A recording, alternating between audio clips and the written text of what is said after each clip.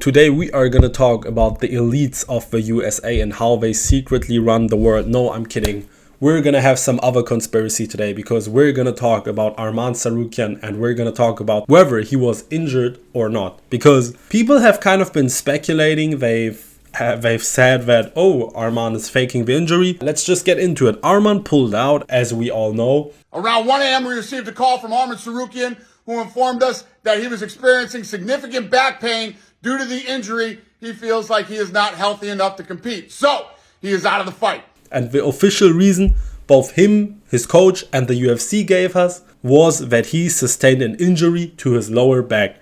And no one really knows how he blew out his back or how he injured his back. And a lot of people are suspecting that he actually just missed weight, like he wasn't able to make the weight. Former champion Josh Barnett, for example, he does buy that Arman got injured. However, he believes that the injury only happened because of the brutal weight cut that Arman goes on.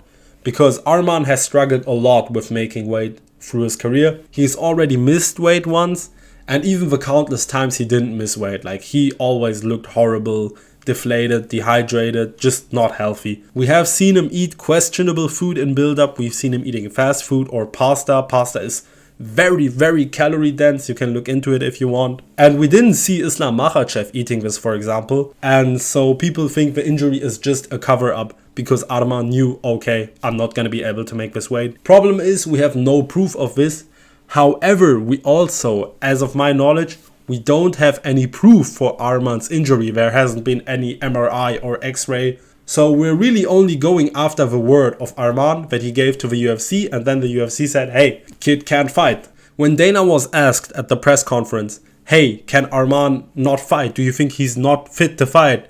Dana said, Arman Tsarukyan, what do you do with him at this point? I mean, do you automatically rebook him in the next title fight? Do you go back to the drawing board? No. Yeah, he's going back to the drawing board. I don't want anybody to ever fight hurt, ever. You know, we've been in these positions before. Went down there with the doctor. Went down there with Heather from the PI, who is, you can ask any fighter or anybody else. She's the best in the world, and you know, you miss opportunities sometimes, and he did. So we'll see how this plays out for him next year. You feel like he could have competed? You feel like he could have competed tonight? I have no idea. I don't know that. Only he knows that. Only Arman knows that. So that shows me that, imagine this was John Jones, for example. Dana wouldn't say, oh, only John Jones knows that if he can fight or not. No, if Jones injured his lower back, we would have probably got an MRI, an X-ray, and Dana would have said, listen, man, he can't fight. That's a big injury. It's just not happening. Sorry, guys. But with Arman, it's only really him and his team or his coach that said, nah, this is not happening. And Dana also, when he said it at the press conference, he seemed kind of annoyed, and he even said that Arman is not going to be able to fight this year, which is crazy. Maybe I'm reading too much into it, and he just said he's not going to fight the champion this year. It's kind of weird. The year just begun, and Dana is setting him back to 2026. And strangely enough, Arman seemed perfectly fine with this. He just accepted what Dana said yes, he's right. And it's almost like he cannot afford to make demands. Maybe Dana knows that he missed weight or something, and Arman was like, okay, I'm not in a position to say, hey, give me the fight in like 3 months. So he just said, yeah, sorry, Dana, because there's nothing to salvage here. Now, another theory that I've seen is that Arman might have even popped for steroids because the UFC is not forced to disclose drug failures as of now, and that would explain why Dana is so certain that Arman won't fight in 2025, because if you pop, you get banned for a set amount of time, obviously, but that is just very loose. That's just speculation.